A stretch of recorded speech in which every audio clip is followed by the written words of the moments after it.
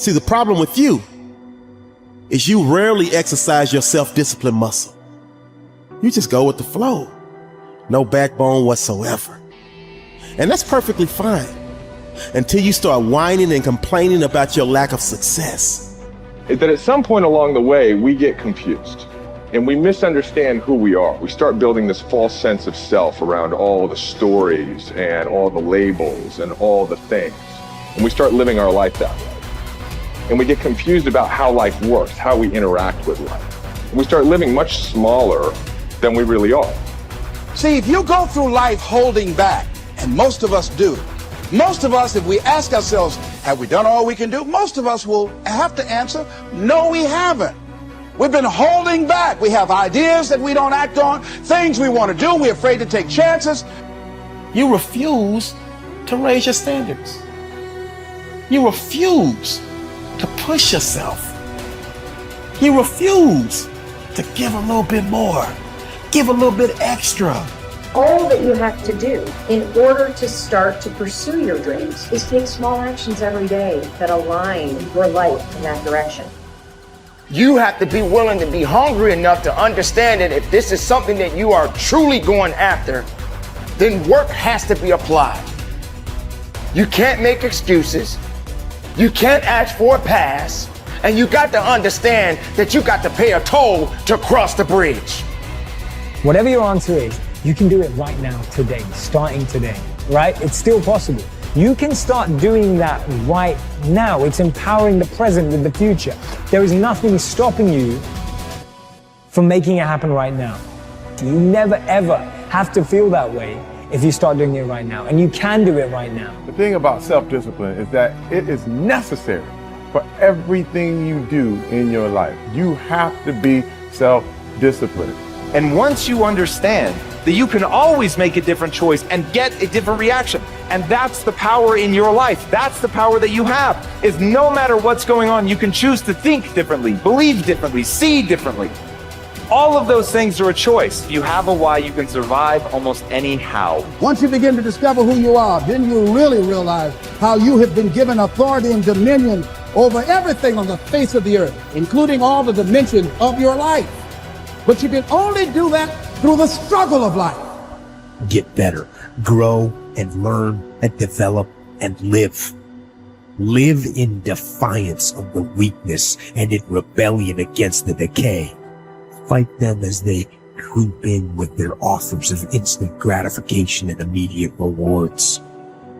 Fight them for every inch they try to take. Do not surrender any ground ever. When you commit to something, you require yourself to bring all of your disparate components moving in a single direction, united in a single direction. So it's a unifying act. And then once having been unified, well, then you can bring that unity to bear on a variety of different tasks. But you have to bring it together first. So, and that makes sense developmentally. You see children start out as a disparate bundle of motivations and emotions sort of warring with one another.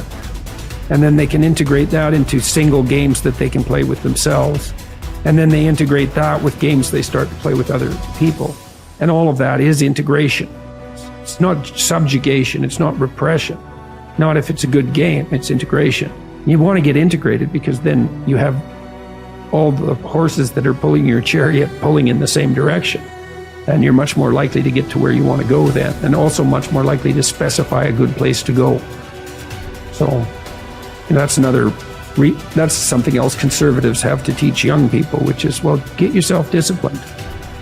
Well, why? Well, not so you're a slave, but so that you could be a master. To use a terminology that you're not supposed to use anymore. But, this is in relationship to yourself, not to others. So, yeah, and to begin with, you have to accept an external master because you just don't have the wisdom to do that for yourself, or the ability or the opportunity often. Everybody knows this. They feel bad when they decide they're going to get themselves in good shape and go to the gym, and lasts like 3 attempts, yeah. And then no one's happy about the fact that they quit, and they berate themselves for it. And we know that we need to go through a disciplinary process. We need to subjugate ourselves to a disciplinary process. That's part of the problem with the constant harping about the, oppressive patriarchy. But you need a disciplinary process. So, well, that's just oppression and slavery. It's like, no, it's not. No more than a game is. Not a good game. A good game isn't oppression and slavery. A lot of people, like I was talking about, taking the path of least resistance. I believe in life you must earn the right to be called a man. And a lot of people do not think the way I do, and that's fine. I'm not asking to be David Goggins. Trust me, it's a hard road to hoe. It's not fun. Like it. It's not fun all the time. But the thing about it is, you have to look, I looked at my hardships as challenges. Once I got over the pity party, because I went through that phase. Of course. I'm a normal human being. But I realized that got me exactly where I was at, even worse. As I looked at those challenges, the way most people do, woe is me. Why the fuck can't I get a break? Why? I wish I was better. I wish my parents were better. I wish I had a better education. I wish this, I wish that. They have all these wish sandwiches. I started realizing, how can I figure out how it can work for me? So the one thing we don't do is when we're in that dark place is a great learning environment. If you can sit back in a dark place and find quiet to just think, there's so much power in your failures, in your suffering. Because why? You're still alive. You're still here. So you gotta look at that shit. My God, man, this is power, man. Like, now I gotta flip this. How many men would be able to do what I'm about to do, what I'm about to try to do? Like, literally, what gave me strength was when I was at the worst of my worst. How many men would even fucking say they want to try to be a Navy SEAL? I'm at the worst spot of my life. Like, I can't even walk down the street, let alone run down the street. And I'm gonna now call a recruiter up and try to be a SEAL. There's a lot of power in that. But people don't see it that way. They see, man, that's stupid. I had this voice in the back of my head that I kept on running from. I was afraid of water.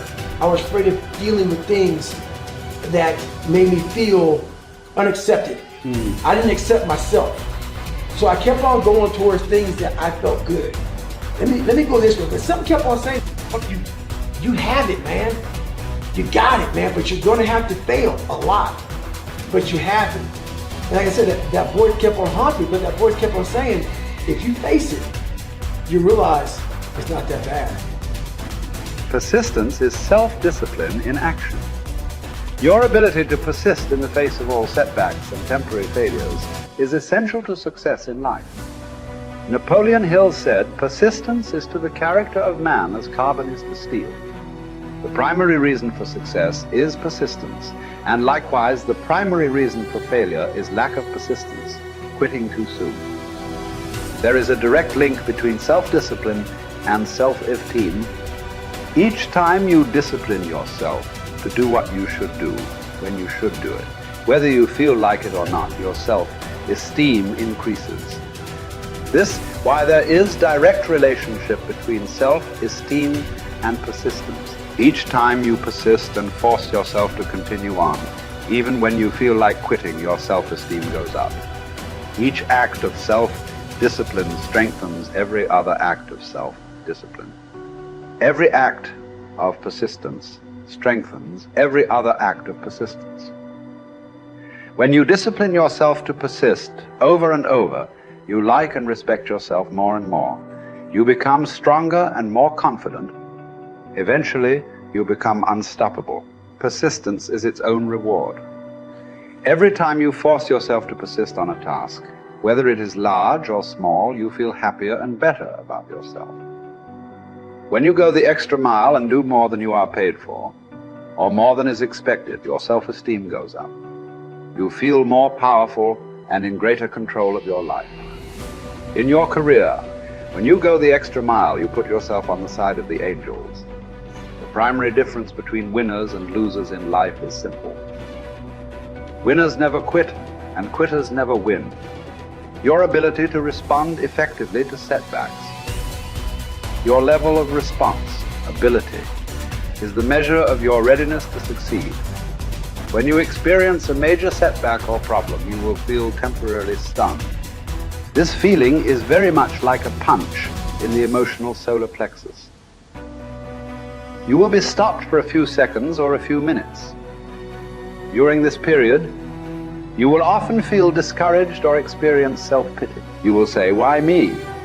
However, it is not how far you fall that counts, but rather how high you bounce. Your aim is to bounce back as quickly as possible. Resilience in the face of unexpected reversals is vital to long-term success. Remember the warrior's creed: I will lay me down to bleed a while and then rise and fight again. Don't be surprised, shocked, or set back when things go wrong. Your best laid plans will often fall apart. Instead, expect disappointments and setbacks as a part of life. Take a deep breath, pick up the pieces, and continue onward